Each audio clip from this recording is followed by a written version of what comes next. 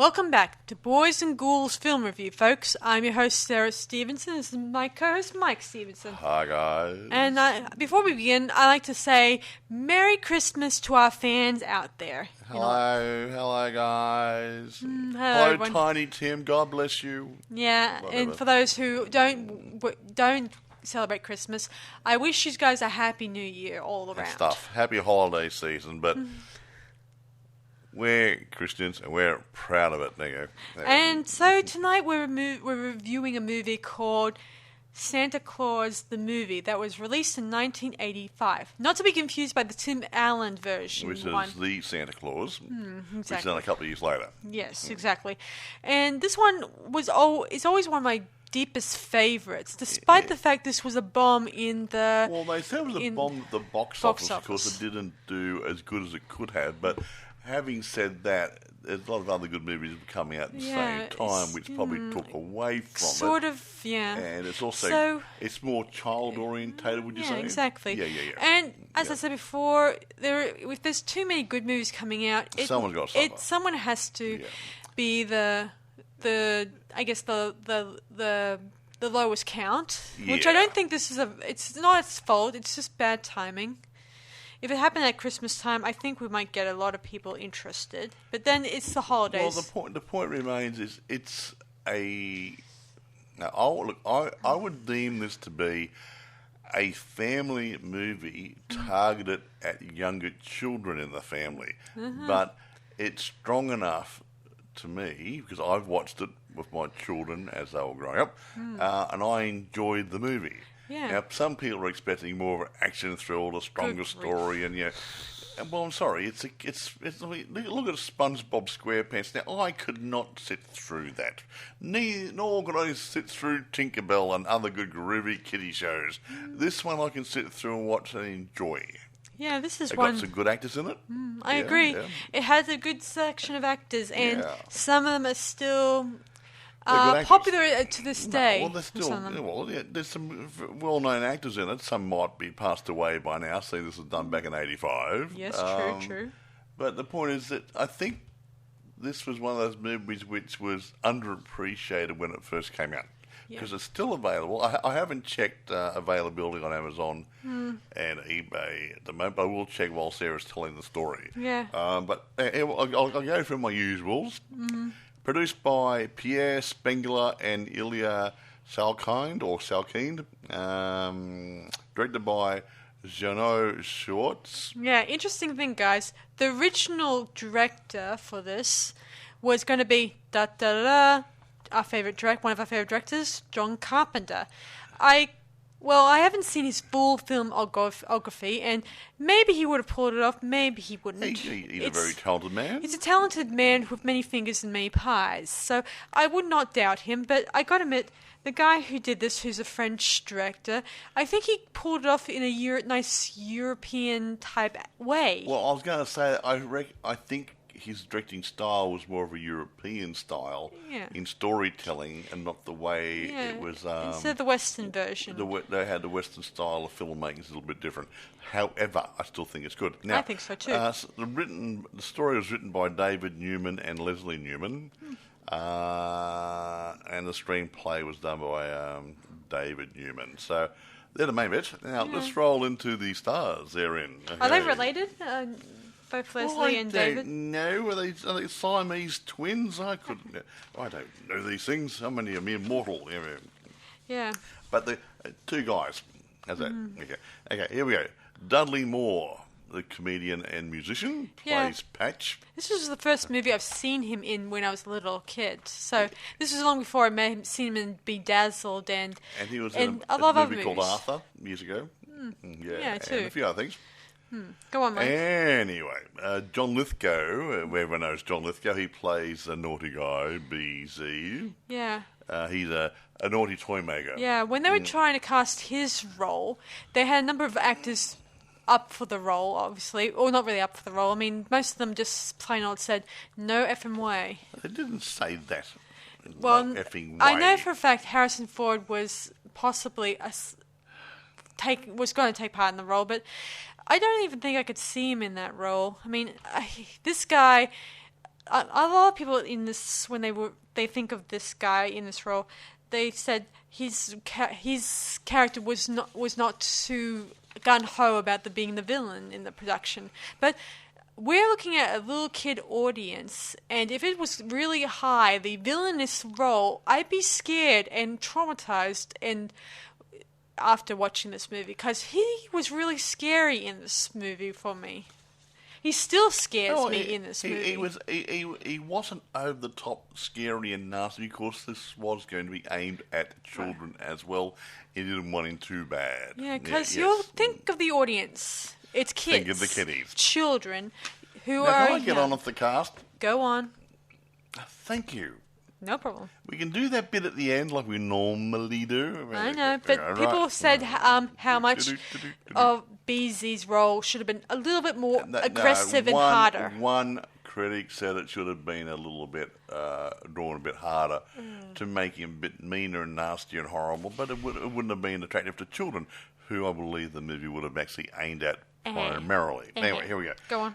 David Huddleston plays Santa Claus. He plays and I great. think he does a good Santa Claus. Now, I thought for when I was little... I've seen lots of Santa Clauses. I'm not mentioning Tim Allen. Me neither. Yeah, that was a Santa Claus, which he became Santa during... and I'm not mentioning Leslie Nielsen either, even though he was my least likely favourite of the mix. Okay, but the point is, I think he made a damn fine Santa Claus. He got... And it's all belly. There's no padding. Man. Whatever. Very Christmassy of you, Mike. Now, I've got a big fat toe. I can do it without padding. Funny. Burgess Meredith plays an old elf, a bit of a cameo role for him. That was going to be passed around from Fred Astaire and James Cagney and different people. But Burgess Meredith eventually got it. Of course, Dudley Moore recommended him. They really dipped into different actors for this type of thing. Now, Mrs. Claus. Yes, there's a Mrs. Claus. Her name's Anya, played by Judy Cornwell. Now, there's a British TV series, hasn't been on for a while, Keeping Up Appearances. And she plays one of the sisters, the one who's married to Onslow. She plays Santa's wife. And I find she's always been a sweet lady. I'm glad they picked her over Hyacinth, her character sister. Will you give it a break? I always thought... I'm talking about I know, but her character is very upper class, while her character is a little bit lighter, nicer person to be around with. Go on, Mike. Judy, not the other lady. Okay? I know. Okay, now I will mention one or two others. There's a young boy in this called Christian Fitzpatrick. He plays Joe. He's a young street boy who befriends Santa Claus, or vice versa. Yeah, we couldn't find anything about him. No, he dropped out of the industry, I believe. And there was a young girl called Carrie Heim, plays Cornelia, an upper class girl who likes Joe. But she happens to be the naughty guy is her step uncle, and so she's not really close to him, but she's just stuck. He's looking after her, whatever, and that sort of stuff. I won't mention anybody else. Oh, okay, Anthony O'Donnell. John Barrard, Barrard, plays Dooley. He's a head elf type guy. So there, he had a really good collection of people who really fitted the parts. Now, what I did notice, Dudley Moore, he may have been chosen because he's slightly shorter in stature. I'm not using the word dwarf or midgets. He is a shorter man. And I think, from what I saw, most of the other dwarves were ordinary guys who were short. So when they stood next to Santa Claus, Mr. Huddleston, they made him look bigger and then look smaller because of the height difference, which is not a bad way to go. No funny film effects or anything else. Yeah, they're relying on... while they did matte painting stuff for this production and stuff like that, they and did a bit of special effects here and there, but they didn't rely too heavily in the production. The Santa sleigh going through the sky was done adequately. Okay. Yes. It wasn't Star Wars. Okay. No one says it was Star Wars. I didn't say it. But no, it looked good. It was impressive enough. And there's a couple of the reindeer the close-ups were actually puppets. but they were very well done. They looked like reindeers. But they made them interact with the people a lot better, being puppets, and they work quite well. I don't know if Jim Henson's people or somebody got involved. I don't know on that. Same. Anyway, while you're telling the story in a moment, I'm going to go online and have a quick look at Amazon and eBay. So Sarah can take over telling the tale of Christmas. So the story begins, it takes place many, many, many trillions of years ago, or maybe not trillions of years ago, a couple thousand, a couple hundred maybe. Depending on who's telling the story. And it takes place in a sort of a country house where an old lady's telling... In the Middle Ages, about 600 years ago. Yeah, so 600 years ago, and it takes place with a bunch of people in a nice village cottage, and this old lady's telling them stories about some little people, using a different... I won't tell them the term they use, because it doesn't make sense to me. What? They're just... I don't know, the Bendigo or Bendigum. Sounds like Bendigo. Bendigo, yeah. Anyway, so she tells a story, and the kids are awaiting their Claus. That's his name. And he comes, he gives us some wooden gifts, wooden toys, stuff like that.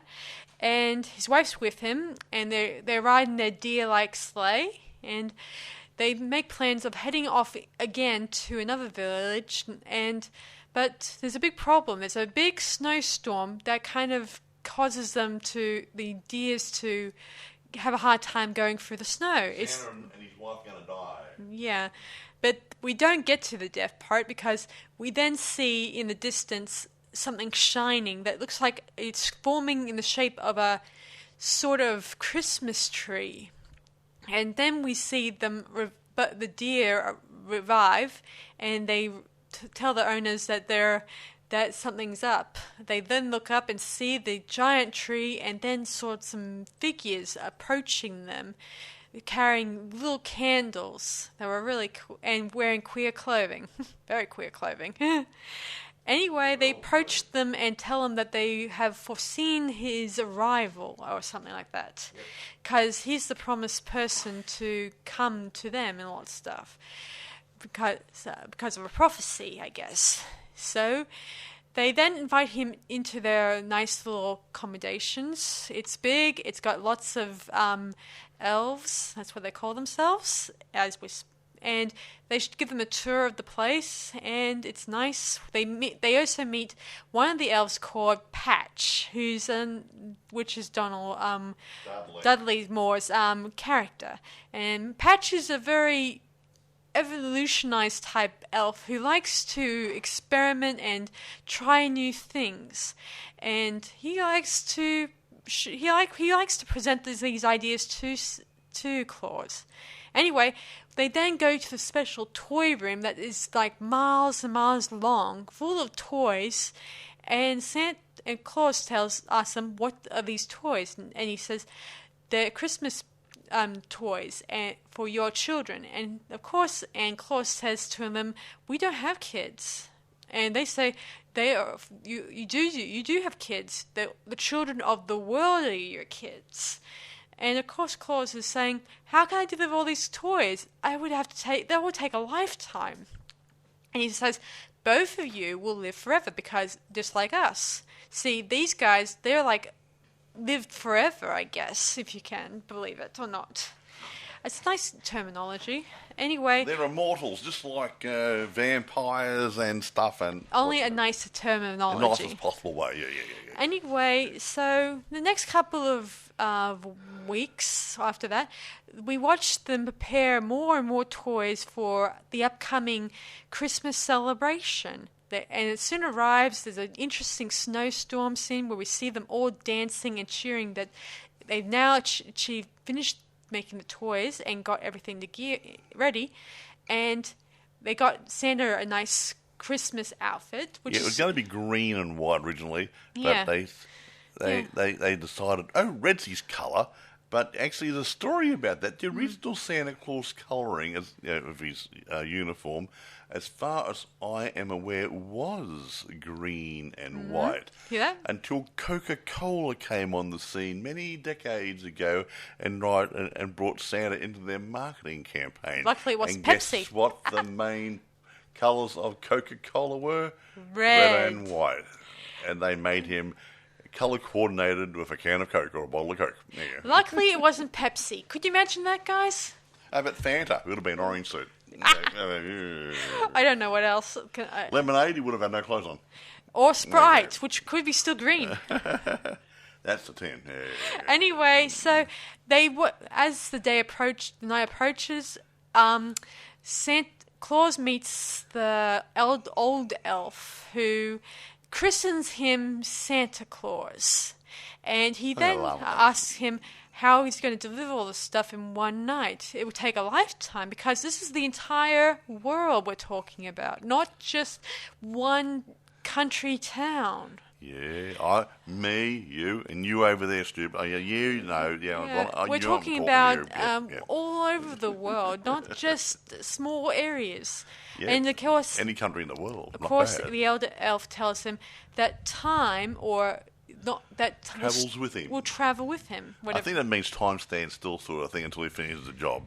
Yeah. So. Well, that's not bad. So that means one night could be 100 years. Exactly. So how many cookies can you eat in one night if you're given 100 years to eat them all? Oh, yeah, good point. And how many glasses of milk?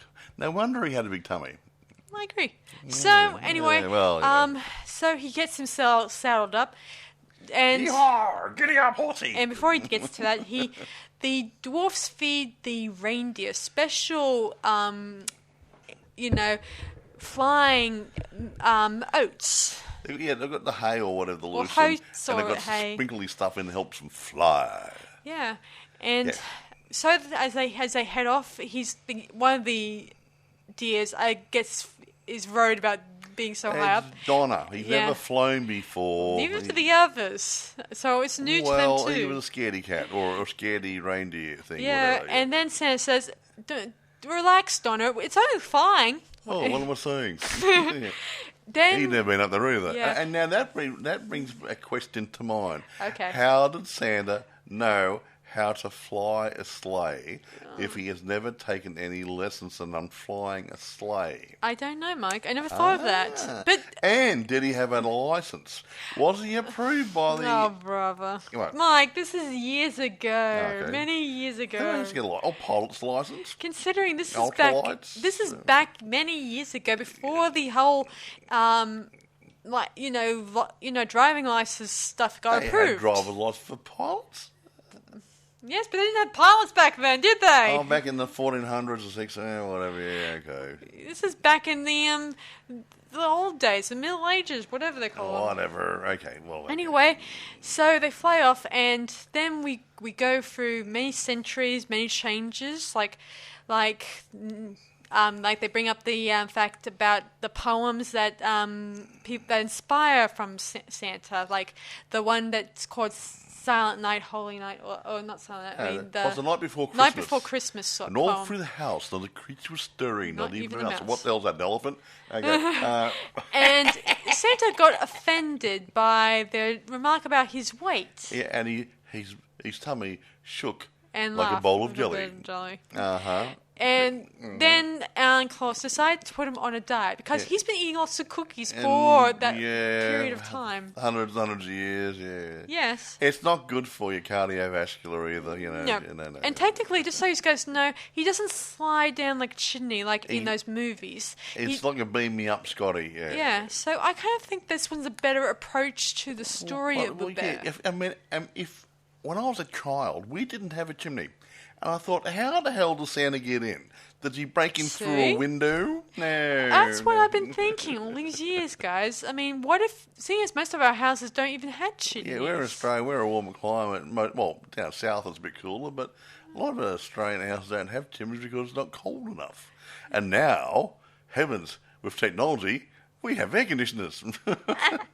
So that's why I think this movie captures the right type of things. And not to mention, well, if Santa did slide down the chimneys, what if he got dirty, Yes, in the he would process? and what would Mrs. Claus say? Oh no, it started off red Now it's black. and white, and now he's got a black suit on. Or brown. Oh, naughty, naughty. Yeah. Naughty Santa. Hey, that's a good name for a movie, isn't it? Oh, it's been done. Okay. Anyway, Sorry. so Yeah. years go by. Another set. They also introduced the new rule where only good little girls and boys get toys, while the bad ones get nothing. That was about 100 years ago. Yeah. So Kind of inspired that sort of thing. I'll be checking the list twice. That's where it came from, guys. Yeah. He also gets trillions of letters from kids kids mostly, because that's the relief factor it comes from. They ask for Santa to get them presents and say some nice things. I'm still waiting for my pony, Santa. I have been waiting for almost 68 years for my pony. Now we get to the present, I mean, where Santa is exhausted. It's been centuries. He's got his ass. His bum hanging out. Yeah. After all, it's like, I guess it gets kind of boring after. I mean, it gets kind of exhausting. Each night's not going to be like so many years, and then each year he's got to do it. Yeah. So that, say, 600 or 700 years Yeah, he's been doing it for. yeah. Is a lot longer. He's been doing it for 1,000 years, And not to mention, so Anne Claus suggests to her husband, maybe you need an assistant. Aha. And the head elf, I mean, not the head elf, I mean, the elf. Yeah, the head elf, Billy. Suggests two people. particularly elves, who are interested in the job.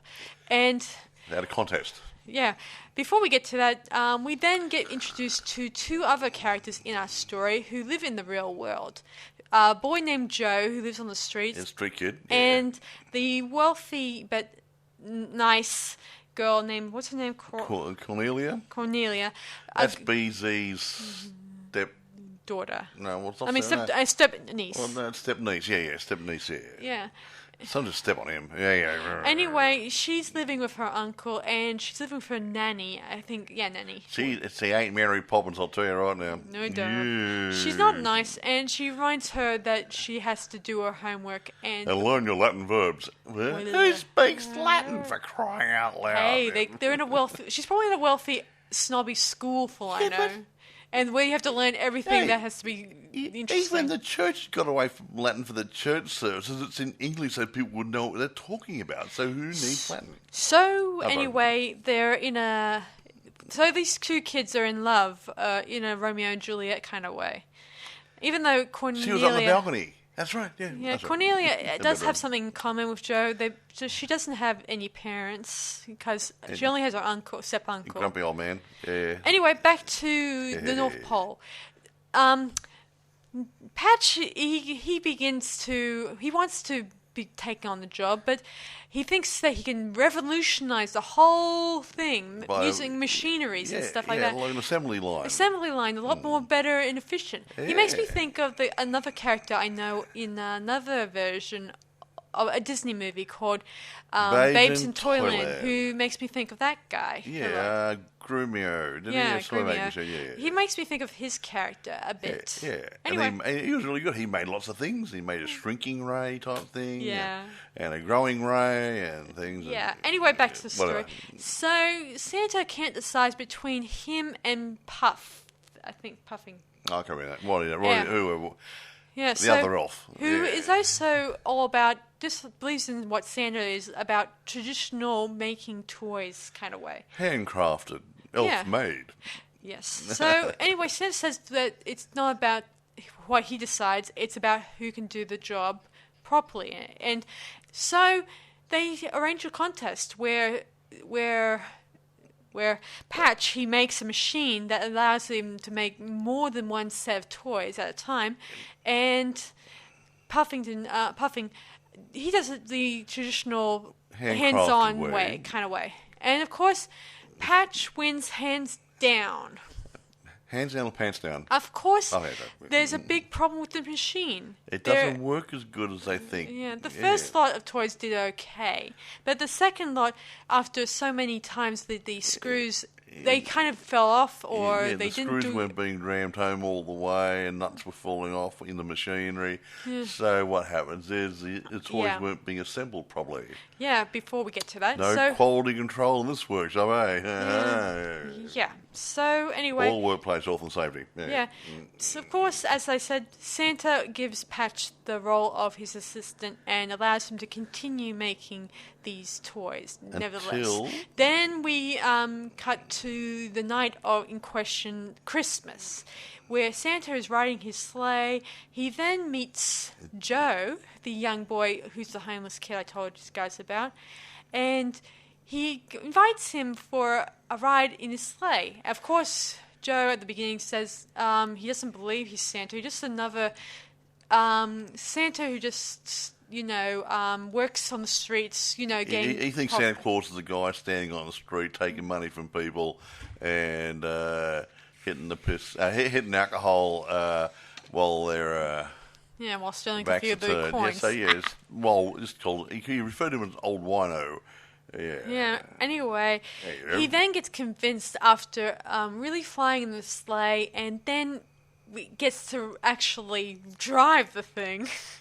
Very cool. Yeah, and he didn't have a license either. What does that tell you? What's the FTA or something or other? Or whatever. Yeah. Anyway, we're in a soon we're in enough, 20th century they arrive now. at Cornelia's house, and there Joe gets to meet Cornelia for the first time. He did get food from her earlier in the movie, which is a nice gesture, which makes me think she also gives him a Coke, which makes me think of they do a product lot. placement, and also McDonald's was in as a product placement. There's also another one. Let me see. What's it called? Doop-a-doo. I'm thinking. Oh yeah, here it is. What's it called? You'll tell me a story. I don't know what it's called, but I know it's called Blue Ribbon something, whatever. I don't know. Blue ribbon something or other. There you go. Anyway, it doesn't matter. So, Whatever. Cornelia makes the acquaintance of Santa because I think he's used to Some kids wake up when he's delivering the toys. Yeah. That's a given. That's a given. He said, "I hate it when this happens." Yeah, and Are you him? Yes. yes. Anyway, he then gets his favorite chocolate chip cookies, and therefore he then makes he heads off, and he says to Joe that he hopes to see him next Christmas. Yeah, he said, "You want to stay here and talk to the little girl for a while?" Because and hang he out. saw a bit of magic happening. But the old juices were starting to flow here. Yeah.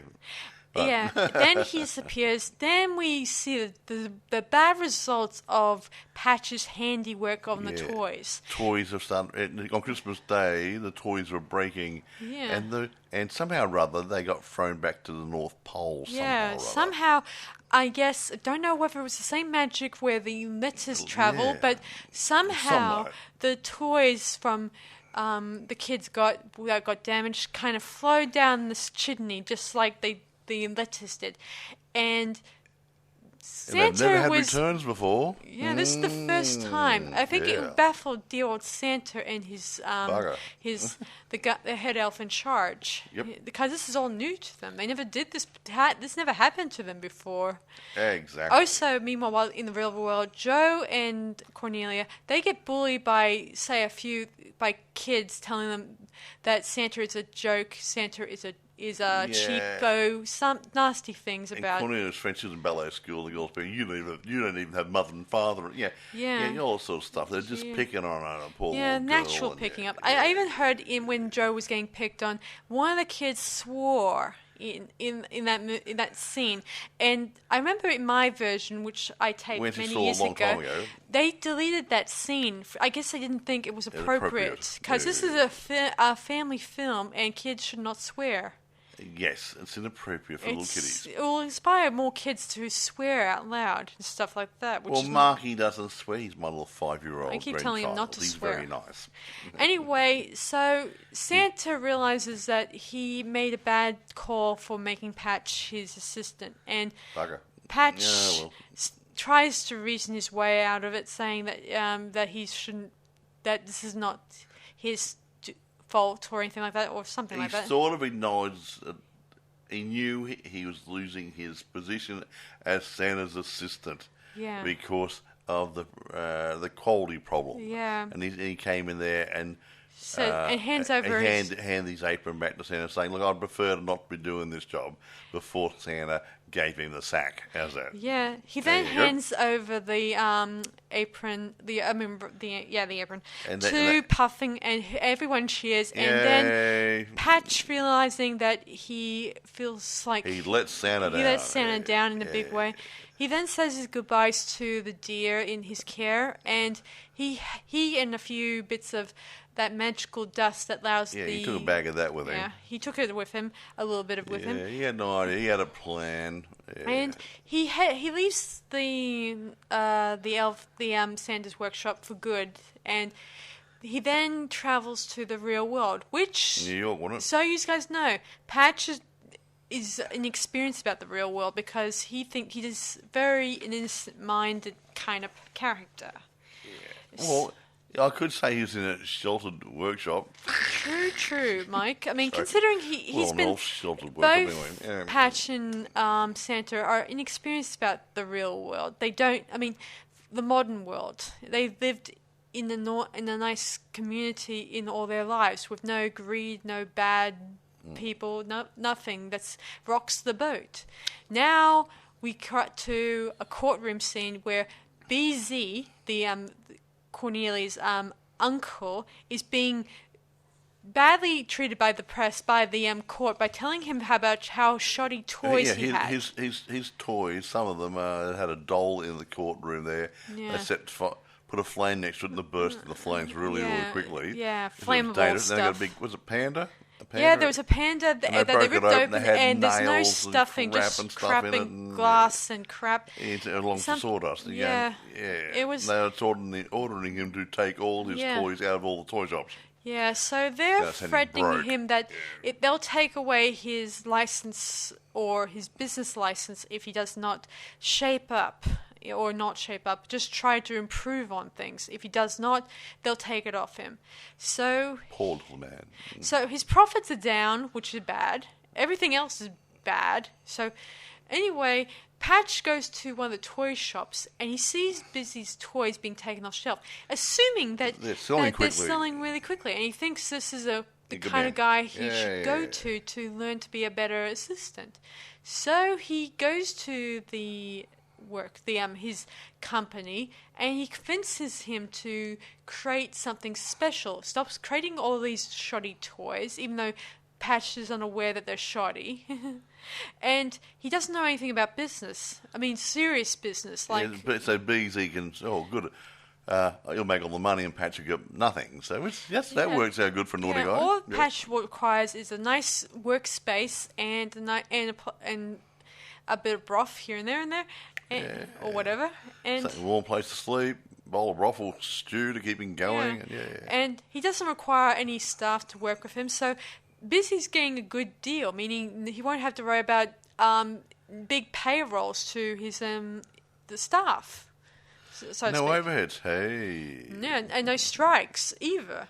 Nope. Anyway, so everyone gets sacked, or some people got sacked, I guess. There's no one there. And he makes. So they start making the item that Patch talks about, which is going to be using the special magical dust. And it turns out to be a magical flying lollipop. You suck on it and you gobble up a little bit, and you can fly a little bit. You float, Yeah, they start advertising it, promoting it on television, and it's going really well. And of course, it's going all over the world, so you guys know the promotion, that side of it, and it is kind of interesting, intriguing, and dear old Patch is getting all the getting noticed. Of course, Santa is a little sad that Patch has left. He loves him like a son. Yeah, he even starts making a carving for Joe, a present, and his wife remarks how much sculpture.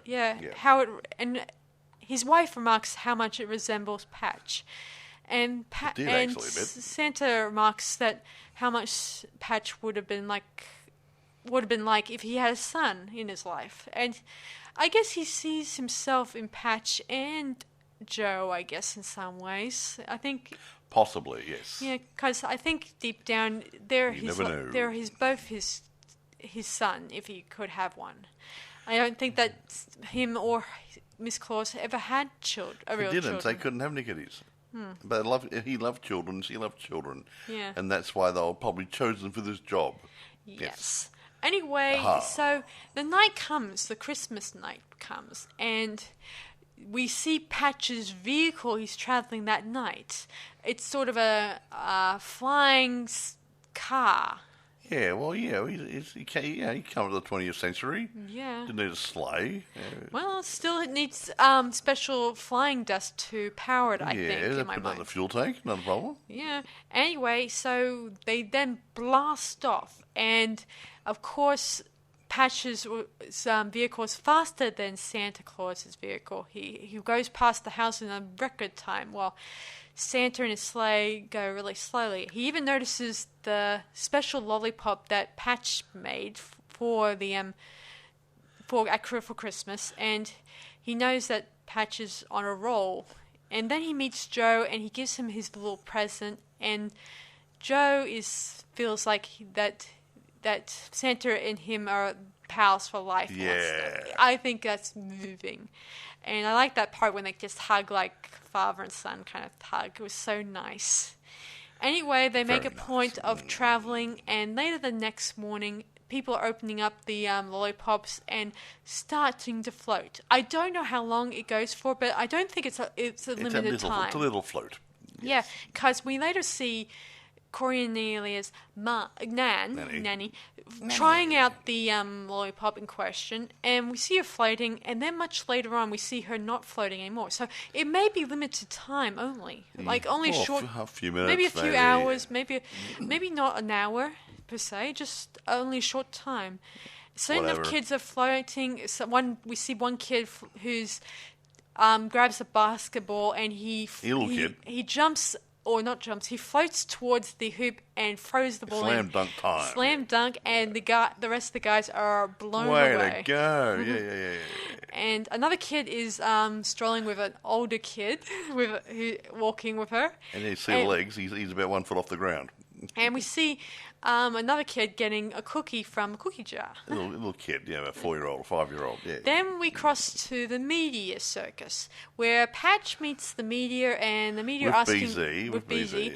and they're talking about what's in the lollipop and other stuff. And we don't get to hear about the health side to it, which Busy tries to move Patch away from that side of conversation, realizing that what is going to happen will be harmful later on.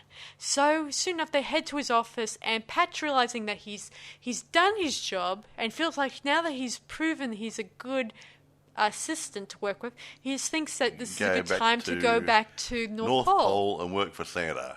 Yeah, of course Busy doesn't want him going away He wants to use him, wants to exploit him and stuff. And so he suggests before he heads off that they should make another thing, and this time it's going to be candy canes. Yeah, yummy. And he says maybe you should juice up the formula. Yeah. And also I should mention that he suggests that while Christmas is like 12 months off, he suggests they make Christmas 2. A sequel. Even though we have Christmas in July, according to some people. No, we don't have Christmas in July. Even though most of us don't. No, in Australia, seeing a warm country in the summertime, around Christmas time, we'd celebrate unofficially Christmas in July. So people who want to celebrate it when it's cooler and have all the good things like your roast turkeys and stuff. True. We don't really celebrate Christmas in July. But I do see it often in the shops. Sometimes, some shops, not the big shops, the smaller shops, they sell sometimes Christmas decorations in order to get people to celebrate Christmas in July. Anyway, so he tells him about his plan of making a Christmas 2 in March, which will not give Santa 3 months after Christmas Day, the which 25th will of not March. give Santa much time to make as many toys till But then. he wouldn't be doing Christmas 2. I Santa know, wouldn't but be doing it. It would not. So anyway, Santa feels like he should hand in the towel. He feels like he's not as smart or brilliant as Beezy or Patch at this point. He thinks Mr. Beezy's a good guy too, because he doesn't know what's going on behind closed doors. Yes. So anyway, he feels like he wants to hand in the towel, sort of thing, feeling like he cannot do it anymore, stuff like that. The other elves try to cheer him up, try to show him a new doll they've made. Does it fly? No. No, it wets. It wets itself. Now, will you move on just a little bit? So anyway, meanwhile, Joe, who's living on the streets, it's raining heavily, and he's got he's cold. The temperature. He then taps on Cornelia's window and tells her that he's not feeling well. And so she invites him in and takes his temperature and suggests he stay in their house in the basement. Yeah, got a spare room that no one goes in down the basement. Yeah. Well, a good idea. So he suggests, he'll stay, but until he shifts this cold. So they head down there. Meanwhile, while this is happening, Busy's assistant, I think it's his assistant. Towser comes to his house and he tells him he's got some information regarding the new candy canes. Anyway, before we get to that, soon enough, Cornelia and Joe overhear half the conversation, dealing with the fact that Beezy plans on taking over Christmas, yada yada, even though this is mostly Greed talking. He's a meanie man. And suddenly they hear a achoo. Yeah, Joe's got a cold. The giveaway. Yeah. And then he gets, he gets grabbed by Beezy and taken upstairs, and there the chauffeur, Beezy's chauffeur, takes him to the factory in order to tied him up, for Beezy to take care of him later. Yes. In a creepy sense. Sounded like he's going to put him out of the way permanently. Gosh, that's creepy. Yeah, poor child. Anyway, so Towser tells Beezy about what he discovered. He found out that the new candy canes are dangerous, and how if you heat them up, like near a heater or a fire or something or other, they will explode. Think of liquid nitrogen. Oh, it's not liquid nitrogen. If it's not looked after properly, you could blow the whole place up. No, I know it's nothing like that, but let's just say it's boomy, okay? Anyway, now that they know it's dangerous, but Beezy doesn't see it that way. He says he doesn't care. He's looking at the money rolling in. Yeah, his money's rolling in, and the candy canes, which will be will give them the money edge. He thinks that when the candy canes either get exposed to heat, there'll just be an accident waiting to happen, and no one will suspect. He didn't say that. He actually said, "I don't care." Yeah, he doesn't and care. And we're going to take the money and run and let Patch take the blame for it. That's what he said. That's it. So he thinks he and Towser will go off to Brazil and wait this thing out. Yeah, they'll live there forever with all the money. Yeah. Cornelia, he overhears all this part, and she makes a point of phoning the police, which, according to her, they didn't think that they believe her. But I think who knows? But who knows? Anyway, we cross over to her writing a letter to Santa, telling her about what's been happening, and the letter soon arrives at the North Pole, and Santa gets it, and he starts reading it and realizes that the danger Joe's in, and he needs to get quickly there. But unfortunately, Joe's not the only one who has a cold. 2 reindeer have a cold. Donna and Blitzen have a sniffle. They're not very well. They got a temperature and everything. Yeah. Yes, so he's going to be 2 men short of a. So he's having, instead of 8, he's got 6, is it? Yeah. Whatever. Yeah, and normally he's got 8, he's down to 6. Yeah. So he tells the deers that they must do this in order to save Joe's life and stuff like that. So they make a point of heading off there. Meanwhile, Patch discovers Joe in his in the factory, and Joe gets annoyed with him and says that you're a total jerk and all that stuff. All those other words I can't and remember. Patch realises he's being used by Mr. BZ, so he decides to take his candy canes, put them in his little flying car, and go back to North Pole and say, "Here you go, Santa." Yeah, he also discovers the elf portrait on Joe and realizes that Santa does love Patch in a big way. And so he makes a point of taking the candy. As Mike says, he's going to plan on taking the candy canes in order for Santa to and he can use them. But Patch doesn't know they blow up at this point in time. Yeah, because Joe doesn't know that part either. So anyway, Cornelia gets approached by Santa, and Santa takes her on his sled and she tells him about all the big bad, what's going to happen. And so it's up to Santa and her to try to get to Patch and Joe in time before it gets whatever. Anyway, so Joe and Patch, they head into Patch's car and they head off towards the North Pole. And it's all the while the candy canes are acting funny. Well, it's starting to get warmer and warmer because it's near the back of the car where the exhaust or the motor is. So I'm like, yeah. It's getting warmer. Yeah, I hate to think.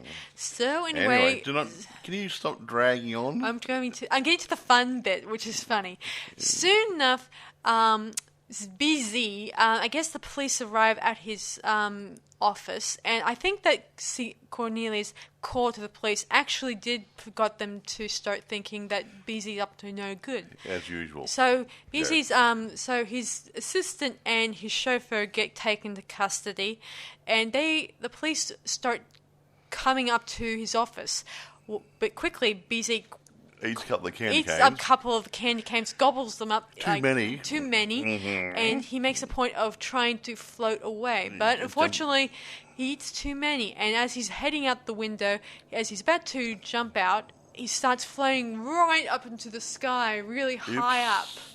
Bad move. Leaving the police and the detectives baffled at what they just saw or seen. Yes. And anyway, we cut back to Patch. And Santa. Yeah, they are quickly at the North Pole, and the car starts heating up and starts exploding.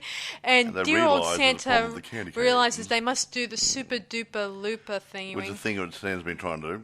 Yeah, he then allows the deers to quickly do this, and they do the super duper looper. And before just after the car explodes, both Joe and Patch, they soon crash down into the sleigh, and they're safe. Santa saves them, okay? Yes. Right, move on. Then we cross over to Santa's workshop, where everyone's celebrating the back Patch has returned, and that Santa's really happy just that both Joe and Cornelia are with him.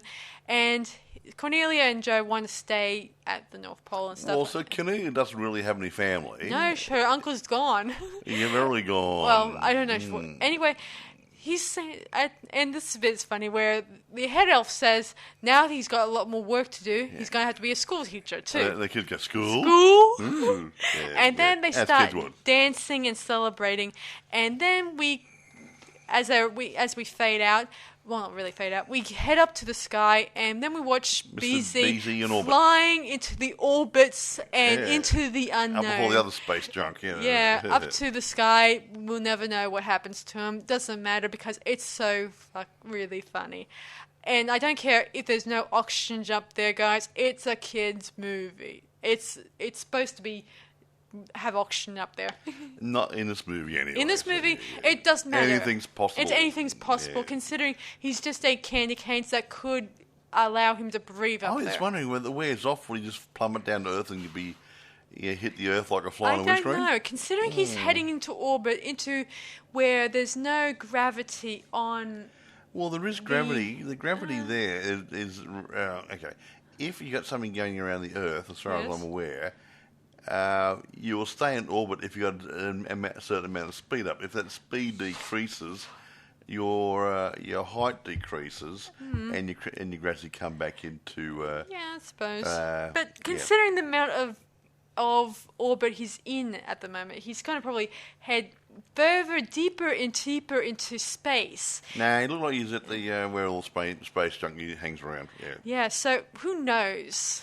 And, anyway. And it doesn't matter because it's so weird and funny. Anyway, Fade to Black time. Hey, thank you, Sarah. You did very good. Clap, clap, clap, clap, clap, clap, clap, clap. Yeah. She does go And you overboard see sometimes, why doesn't she, this folks? movie is such mind-bogglingly kind of cool. Look, it's a good kiddie come family movie. And that's what I'm going to push right now, Yeah. okay? Because what happens is everyone thinks, oh, it's not an adult movie. It wasn't made to be an adult movie per nor se. a It's teen called movie. a family type movie Yeah. where the kiddies could enjoy. Nor So it's going to be dumbed down a little bit, isn't it, guys? yeah, nor is it a teenager movie, guys. It can be if you've got a nice family. If you are But a teenager wouldn't go to the pictures to see it, the theatre to see it. Yeah, yeah. This is more to do with 6 or 7 year olds taking interest in this. Yeah. Also, guys, this movie came out in 1985, and that was a year before I was born. At the time, I was going to be born in December, but somehow I came in late. So You were a couple of weeks late. So yeah. I ended up being born in January. And you're still late. Very You funny. keep dragging on time here. But I do think this is interesting how this movie it's got me really hooked when I was young, and it still hooks me at a young age. I still love it. Actually, what? Your favourite movie back in those days had Dudley Moore's voice in it. Oh yeah, Milo and Otis. that one's another one. He told the story. It was the story for the Yeah, but that was years later. After all. but you liked that one. Yeah. They're very good. But I already knew right away that was Dudley Moore even back then. So yeah, anyway. And now, a couple of things. Sarah does drag on, so it doesn't leave me a lot of time for too much. Okay. Blah, blah, blah, blah, blah. Yeah, Johnny Carpenter was originally offered the chance to direct, but he wanted to say in the writing, the musical score, and the final cut of the film. Obviously, that wasn't going to happen. Not gonna. And Carpenter's original choice for Santa was going to be Brian Dennehy. Who did he star? Who did he play? He's been a few things, but however, they thought they wanted somebody a little bit warmer than Brian Dennehy. Yeah, and the role for BZ was offered to Harrison Ford and some other guys I cannot name, but all of them whom turned it down flat. I guess they were not really interested. Turned it down because they weren't interested in doing the project. Yeah. You keep saying they hated that they followed, and they didn't. They just didn't want to be in this movie. Yeah. Anyway, I think Harrison Ford was working on another film project at the same time. Funny though, isn't it? That's however, the guy who did play Santa Claus, they were looking at different people there. Where is it here? Blah blah blah blah.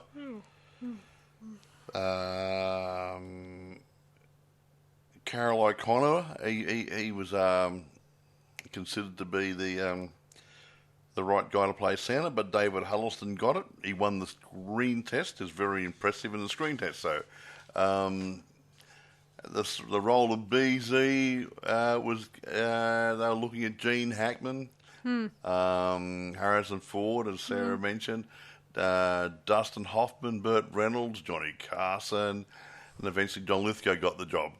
So, they're going through a team of people. Not everybody wants to play in a pick your type of movie, so you go through. Considering this is a kid-related movie, I don't think Harrison Ford would play really well as BZ. Well, you look at Dustin Hoffman. Wasn't Dustin Hoffman in Hook? I think so, maybe. With Robin Williams? I might have looked I think Dustin Hoffman played Captain Hook. Yeah, with all the But makeup on the I wig gotta and admit everything, that this guy who Yeah. played him, Yeah. even though the review, I think he played it cool. I think he did a good job because he was really a creepy kind of character with his character. He did the creepy, nasty business guy quite nicely. Yeah, I don't think anyone else can pull it off. I think he did it good. He got that nasty, horrible, sleazy. Yeah, happened really good.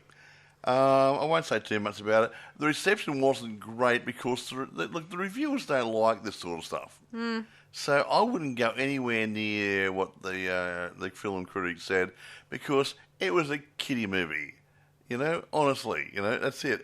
If Disney's name's on it, they would have viewed it differently. They would have assessed it differently. But no, it wasn't a Disney movie, so no, it's not Disney, so we can say anything we like. Yeah, I also read somewhere that Freddie Mercury was offered to sing the theme song to this movie, but I guess... But Sheena Easton got but, it. So they allowed a woman to sing it, which is not too bad, because I think she sang it beautifully. Yeah. Anyway, can't say too much more about it. And apart from the fact, it's just a nice, fun, a Christmassy family movie that if you want to sit around, well, if you're in a cold climate, you want to sit around the fire there and bung on the old television and sit down there with the kids or the grandkids and watch it, it's a nice diversion. How's that? Yeah, one person remarked about the film. I'll use it again sometime. Yeah, someone said in a film guide, it called the film utterly charmless. I think that, charmless. But he doesn't like that sort of movie. Yeah. If you had a person who liked musicals and stuff, and then you said, here is Hellraiser, he wouldn't like Hellraiser, would he? Yeah. No. Okay, right. So that's the way it goes. No pleasing some people, guys. No, there isn't. That's why I don't like these guys. They're so biased in their criticism. We try to be flexible in our criticism. Like this one here. This is obviously targeted for families and young children at the same time. So I wouldn't go out of my way to watch this movie. But if I had my grandkids here, I would sit down there and enjoy it with them. Big difference. Okay, so that's why we're reviewing it. Because some people forget that this time of year, Christmas, is a time of family. Whether you believe in the Christmas side of it from the Christian perspective or the commercial side, the Santa Claus bit, it doesn't matter. It's still a time for being together and peace and family and all the other good things like that. So it's a good time to sit back there and kick back and hang out with the kids. How's that one grab you? Yeah. Yeah. So, guys, the toys in question that were made in Santa's workshop scenes were donated to children's charities for Christmas after shooting was completed, which I think is a nice gesture when you think about it. And it really came from Santa's workshop, hey? It had elf-made stamps on it. Yeah, I saw it. Now, I was going to say, we'll get down to grading it in a moment. It's available on eBay. Oh, I should mention another thing about the toys, guys. All the toys were handmade in Pinewood Studios by James Dalton. He was a carpenter on the film, also worked on the Bond films. His hammer can be heard banging in one of the scenes. So one of the scenes in the workshop we may have heard was actually he was hiding amongst the elves somewhere, was he? Well, maybe not hiding. Maybe the sound quality was there. Also. Anyway, what was I going to say? Okay, right. Mike. eBay, plenty, and Amazon's got plenty rentable and for sale, and you also got them in Blu-ray. So if it's such a crappy movie, why are they putting the Blu-ray? So yeah, good movie. Special effects. Remember, 1985. They're very 85-y. Okay. Now, when did Star Wars come out? That's about 85-ish, around there somewhere? I think even 1980s. Early 80s? Which Star Wars? The first Star Wars. I think that came out in 1970s. Late 70s. Yes. Yeah, so, and even with Star Wars, they had limited things they could do with the special effects. So these guys here did what they could with what they had. I don't think I mentioned the budget earlier on. The budget actually came in. It says 30 million to 50 million, so no one really knows how much it cost to make the movie. But they made about 23 at the box office. But home media might have picked up a few dollars since then. Videotapes and DVD releases and now Blu-ray and stuff. So maybe syndication of it. So I don't think it actually lost too much in the long run. Yeah. And it's been very popular in other countries. I think UK likes it. You see? Yeah, England. Yeah. I think that when it comes down to it, this one has the best look to Santa. It's got a Christmassy feel without being... Look, it's not over-the-top cheesy. It's just a nice, friendly little movie that the family can watch together, like I said before. So it's not bad. It's just the critics call it cheesy. The critics wouldn't know a good movie if they fell over it or a bit of them on the bum, okay? Yeah. In most cases. It's up to the people to go and buy the movie or as a DVD, or go to the theatre to watch it, and ultimately, the proof is in the pudding. As I said before, there were probably other movies coming out at this time, which doesn't help. Which kind of was competing against this movie in some ways. And some movies go under the radar because there's too many things going on at the same time. If you had 2 or 3 of 4 really good kids movies coming on at the same time, you go, I'm going to go to one of them. I'll go to that one. So it's technically not a box office bomb. It just was competing against other movies. Yeah, so it didn't make its money at the box office, but it's probably picked it up since. But when it's in home media or home release or watched on telly, syndication, whatever. People are enjoying it. Even years later, when I kind of watched it, recorded twice in my lifetime. Once when I was, say, about 7 or 6 or 8, whatever age it was. And the other time was when I was a few years later, which they kind of cut it down a few minutes They sometimes do that to fit it to a time slot. Yeah. Got to fit the adverts in there. They pay for it. They got rid of the first bit about how Santa became Santa, then just crossed over to the bit where he's delivering toys to the children of the world, yada yada yada. That's a bit rude. And we just bring up the part where he's exhausted and time's catching up to him, all that stuff. And how about the poor reindeer, Yeah, I just didn't like it when they just removed that part of the story. Animal liberation would have been on them, because I liked that part where it reveals where Santa is chosen among all sorts of craftsmen of his time and his kindness. Well, it wasn't all craftsmen. He was the chosen one. He was a chosen one. He was a woodcarver. He was a woodcarver. He was delivering presents at the beginning of the movie to all these poor people in their little huts and everything. He's doing a delivery. Everyone knew who he was. He was Mr. Claus, or Claus was his first name maybe. Yeah. And they said, he did the rounds of all the poor people in the village. Yeah, I got to admit that the guy who played Santa, when I was a little kid, I thought that was Santa. And I was a little kid at this time. Yeah. No, it's not that, Mike. It's deeper than that. It's just, I felt it inside, even now, that is Santa. That is the real deal. Even though I've already grown up, I know deep down that what I believe in these days. But every time I look at this movie, I feel like that man is Santa. He did a good Santa Claus. He did. He really did. So you got to take your hat off to David. He did a very good acting role. Yeah, and I did believe that there was a dwarf name. I mean, elf named Patch. I even named one of my Christmas teddy bears after him. Actually, the name Patch, it wasn't going to be Patch in the beginning. Really? It was going to be called something else, Wolves or something or other, or Orwell, but Dudley Moore had a son called Patrick, and his nickname was Patch. Aww. So he used the name Patch for the elf. Anyway, let's look at the reviews for this thing. I just said I'm not going to go through them. They didn't like it, so I've already said that already. Why don't you listen to me just for once? Well, one of the reviews regarding the busy crap. Role. Oh, they're crap, okay? I'm not going to read them. Please. She's a pain in the ass. I'm sorry. I just like to hear them so we can discuss them. Yeah, but you're already over an hour, okay? Crikey. What a pain. You hog the microphone, and then you give me 5 seconds to do something.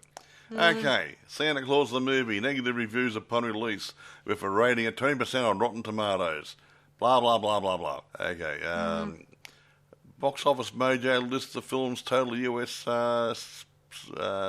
box office gross at $23 million, less than blah, blah, blah, blah, blah.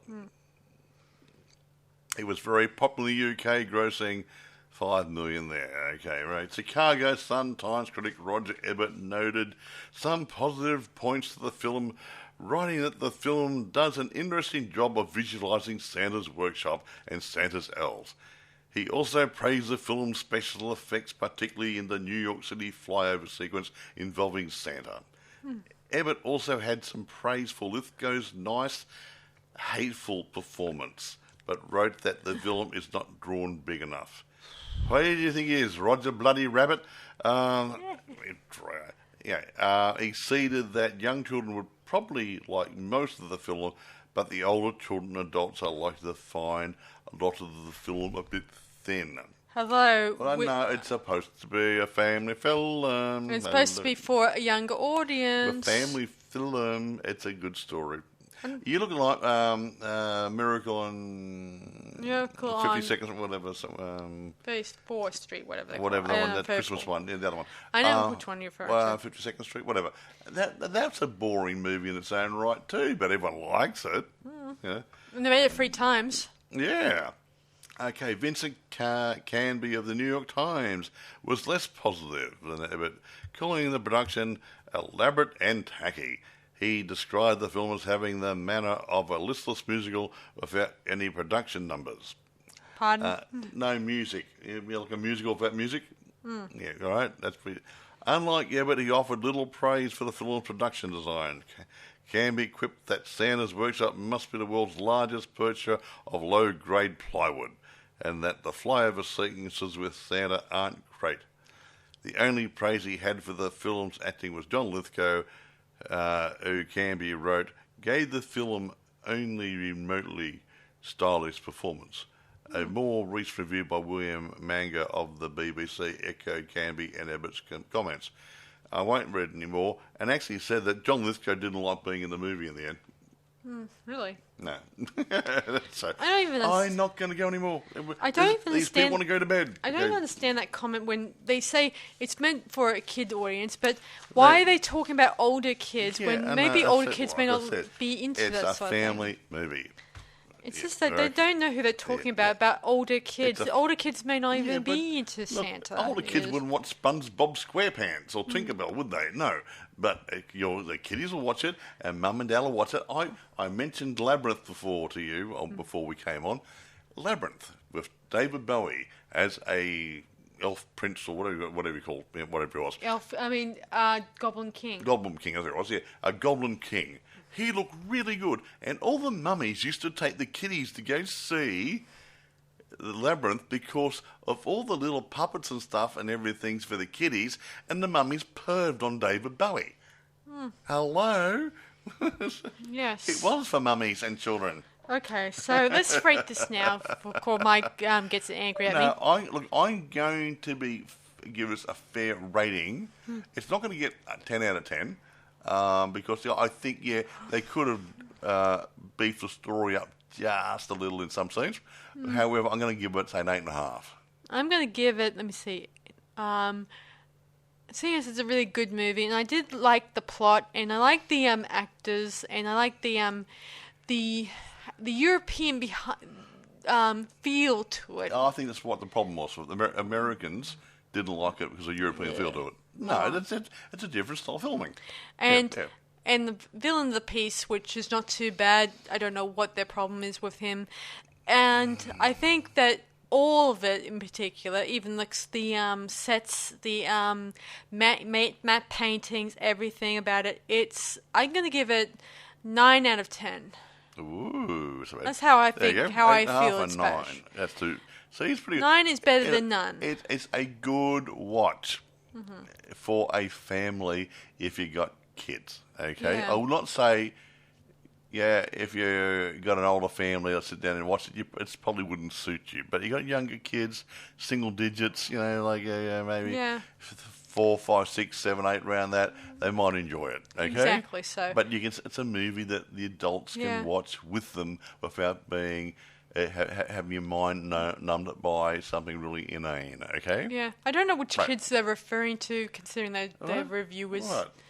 They say younger kids, like the single-digit kids, yes. A 12-year-old probably wouldn't like it. may not watch it. Okay. A 13-year-old may not refuse to watch it. And I'd rather go out and play Nintendo or something. And a 16-year-old would probably prefer a horror movie. Or go to his girlfriend's place or boyfriend's place. You do something really good. I don't know about adults because adults will probably have different film tastes. If you're a parent, you keep missing what I'm talking about. And I might as well talk the cat.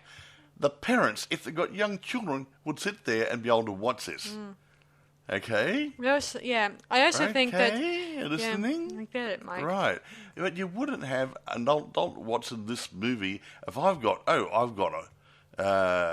Nightmare Before Christmas, Lethal Weapon, or this movie, I wouldn't pick this movie. Yeah, I guess what I'm saying, guys, if you connect well with your inner child, which you do, and you still haven't lost it after all these years, then you will be able to connect with this movie years later. Oh, yeah, you might, but I think it's more of a family thing for younger parent type people with younger kids would really find this a good movie to bond with their children. How you go? That's what I'm trying to say. Yeah, okay? I know what you're saying. Yeah, but older people aren't going to be interested. Rather watch Lethal Weapon, Christmas one. Or Die Hard. Oh yeah, well yeah, not Lethal. I meant Die Hard. Yeah, not Lethal Weapon. Yeah, that's all. Well, Lethal Weapon is sort of a Christmas-related movie. They did a Christmas-related movie in the first Lethal Weapon. Yeah. Then Die Hard did their own one. I did mean Die Hard, Bruce Willis. Yeah, that was a Christmas one. Yeah, and that sort of stuff. You get that sort of stuff. Yeah, you're going to watch those in preference if you don't have the little kids hanging around. But if you've got a family, nice, warm and fluffy movie. Yeah. There you go. All right, that's about it for us guys tonight. So be sure to check it out on Amazon if it's there. And eBay and other places who might have it. Yeah, anyway, so be sure to check them out. Let us know in the comments what you think of the Santa Claus the movie, okay? So not the movie. And be sure to be aware this is not the Tim Allen version either. Yeah, this is called Santa Claus the Movie. That's what the title is. Yeah, and check the date and the names 1985. and the name list of actors on it. Yeah, Dudley Moore's the main actor. Okay. Be sure to remember It'll show up, and John Lithgow and probably David Huddleston. So if you're looking for it, they're the three main actors. So there you go. So keep an eye out for it. Don't confuse it with another movie.